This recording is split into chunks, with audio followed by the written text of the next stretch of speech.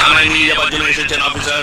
Sir, এই যে sir, এই লোকটা তুফান কাল রাতে একটা মেয়েকে ধর্ষণ করার পর খুন করে তার লাশটা খালে জলে ফেলে দিয়েছে। আমরা লাশটা পোস্টমর্টমে পাঠিয়েছি। মেয়েটির বাবা থানা মিসিং ডায়েরি করে। আমরা মেয়েটির সন্ধান করতে গিয়ে খালের জলে তার লাশটা পাই। তুফানের শাস্তি চাই, শাস্তি চাই, শাস্তি চাই, তুফানের শাস্তি চাই, শাস্তি চাই, শাস্তি চাই। স্যার, কলোনির মানুষ কেঁপে আছে। এই লোকটাকে শাস্তি না দিলে কলোনিতে আগুন জ্বলবে। আগুন? সেই আগুন জ্বালানোর জন্য তো আপনি এইখানে এসেছেন ইন্সপেক্টর। আর আমি এসেছি ফায়ার ব্রিগেড হয়ে সেই আগুনের জল ঢালার জন্য। ওরা সেটাই জেনেছে যেটা এতদিন আপনি ওদের বুঝিয়েছেন, আপনি ওদের দেখিয়েছেন। এবার ওরা সেটাই জানবে যেটা আমি ওদের বলবো, আমি ওদের দেখাবো। ওকে নিয়ে এসো। এই মেয়েটির লাশটা আপনি পোস্টমর্টমে পাঠিয়েছেন, তাই না? সব সত্যিটা এদের সামনে বলো।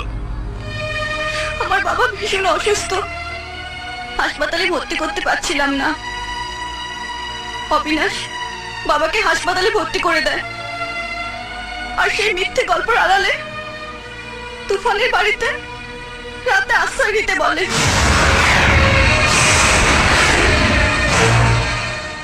আমি মাঝরাতে বাড়িতে গিয়ে শাড়ি ব্লাউজ ছেড়ে থানায় গিয়ে দিয়ে আসি। আর উনি আমার বাবা নন, পার্টির লোক।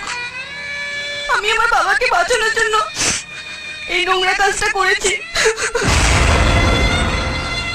আমি এই অপরাধের জন্য আপনাদের কাছে ক্ষমা চাইছি। তুফানদার কোনো দোষ নেই। এতক্ষণ যাকে আপনারা অভিশাপ দিচ্ছিলেন, যার শাস্তির দাবি করছিলেন, জানেন তিনি কে?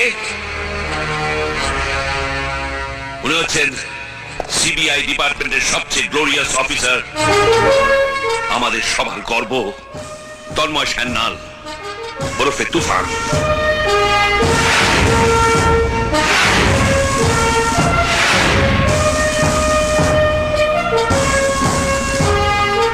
যে পরিমল ঘোষের খুনের ইনভেস্টিগেশনের জন্য দিল্লি থেকে এখানে এসেছেন।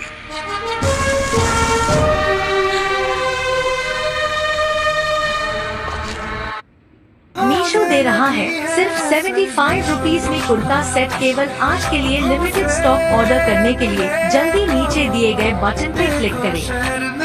मीशो दे रहा है सिर्फ 75 रुपीज में कुर्ता सेट।